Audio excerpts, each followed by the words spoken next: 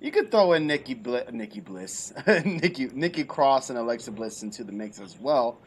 But for the main focus on Raw and SmackDown, it's between four women, and that's it. The last couple Yeah. of months, they have been really pushing only four women on Raw and SmackDown. We got Bayley, Becky, Charlotte, and Sasha. That's the only women that have been really pushed on the network, on the Yep. programs. We're gonna get they're gonna face each other in a tag match again in I think 2 weeks. So they're Are really they? no next week. Um, they're really playing up these women, and it's kind of sad where you get all these other women kind of lost in the mix. Like tonight, we finally saw Kairi Sane and Asuka for I don't know how long ago we haven't seen them. Well, this is all love you guys showing the act. Thank you, Michael Berry. Appreciate that. I'm not sure if you're still here. I appreciate that. Um, but yeah, Sasha Banks gets one over on Nikki Cross. Do you think this will lead up to anything with Sasha and Bayley maybe getting a title shot for the tag titles, or I would assume so. they We've talked about this. they've made Sasha look very very strong since her debut, and you would I would have to agree. think that her chances are very very high going into Hell in a Cell, especially with this draft coming up before the in a couple of weeks on Raw and SmackDown, where the rumors are Becky's going to move over to SmackDown. Maybe they're going to hand over the keys of the women's division to Sasha and give it to her on Raw. It's going to be, did I say debut? I'm sorry, return. It's going to be interesting to see what they do with Sasha and Becky by Hell in a Cell and afterwards. Yeah, I could definitely see that. And even before Sasha came back, Bayley had to win over both of them because everyone was wondering, are they going to screw Bayley over and have her lose to Alexa Bliss at that pay per view? It was Extreme Rules or before she came back or whatever. Right. Yeah, so they've been having them basically both go over Nikki and Alexa Bliss. So I would not be surprised if we do see a tag title match because if Sasha wins next week, I mean, they beat him once in a tag match already, and now Sasha beat Nikki last night, and if she beats Alexa, you assume they should get a tag title shot.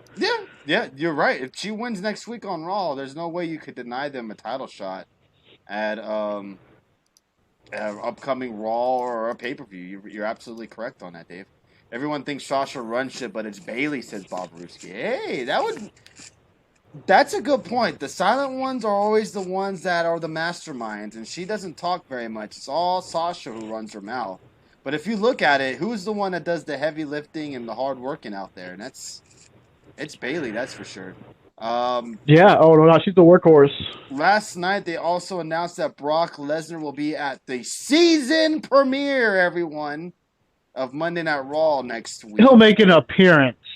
What did you think of the new graphics that they are using now for Raw and Raw's new little logo for next? Oh, I'm glad you have that up there because I didn't even notice it. But yeah, I see it. It looks good, I guess. Yeah, they're trying to change it up. Also, there's rumors did they just decide like? Oh, go ahead. Pyro is supposed to come back as well, Dave.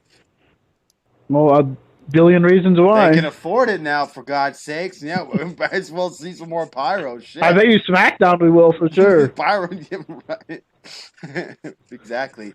So yes, Brock Lesnar will be on Raw next week to probably hype up their match for the big Fox premiere, which makes sense. You kind of had to guess that we're going to see probably Brock or Kofi on Raw to hype up the match for Friday night. Well, I guess they figured that they're paying Brock so much money, might as well let him work Monday and Friday. Yeah, fuck it, right? So yes, Brock Lesnar will be on Raw next week. Lacey Evans took on Ember Moon last night in a one-on-one match where we saw Lacey Evans win. Yes, the wild card rule was in effect since Ember Moon was on Raw, but I still thought this was a nice, refreshing matchup that we haven't seen before. Lacey Evans wins in one of the worst fucking sharpshooters I've ever seen in my life. I could pull off a better sharpshooter, and I have never wrestled one single match in my life, Dave. I could put another. Fair.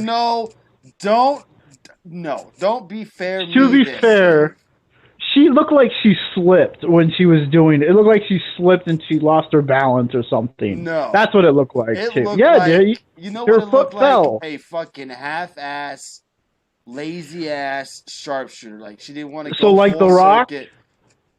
No, The Rock actually... The Rock sharpshooters are terrible. Have you ever watched him put on a sharpshooter?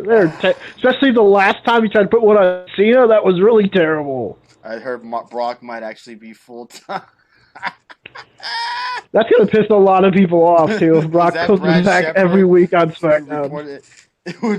Was that Brad Shepard who reported that? That was bad. That sharpshooter was shit. She deserved to get fucking smashed in the face with that kick by Ember Moon. Did you see that shit? That kick by Ember Moon, that was fucking brutal. But what did you think of the match? I actually enjoyed it. Lacey Evans gets the win, and it looks like her and Natalya are not done yet, Dave. No, apparently they keep going with it. Woo-hoo, they got nothing else. They had nothing else to do. Woohoo! Yeah! Woo! Natalya and Lacey Evans! Yeah! They're playing up this Canadian thing for some reason because the whole thing over the weekend with Lacey Evans getting pulled over, which it was a stage. She even clarified later on that whole thing was a stage by one of her friends. She makes sure people didn't go to try and harass law enforcement and do something like that. But yeah, so that was a stage. It was work. But yeah, it is what it is. Look, Ember Moon, she's not getting used on SmackDown, so you might as well use her on Raw because they don't got enough time. Yeah. So you got to spend like 20 minutes on Shane McMahon and Kevin Owens segments, and then show highlights of it throughout the freaking night. So of course you don't got time for women to wrestle besides the 4 Horsewomen. Yeah. Got to get Becky Lynch on there. Got to get Sasha, Bayley, and Charlotte. Yeah, we saw Carmella on SmackDown and Raw. So there you go. That's a change. Ember tapped out because she was embarrassed to be in such a horribly executed sharp shooter. And I think she tapped out because she was supposed to lose. But so, I think that's why she tapped out. So let's get to the Firefly Funhouse where we saw Bray Wyatt actually. Oh no! Hey, how about that opening? How about the opening? Bray Wyatt and the opening intro to Raw. He took over. Yeah, I like that. I want to get to this segment because last week we did not touch on this specific tag.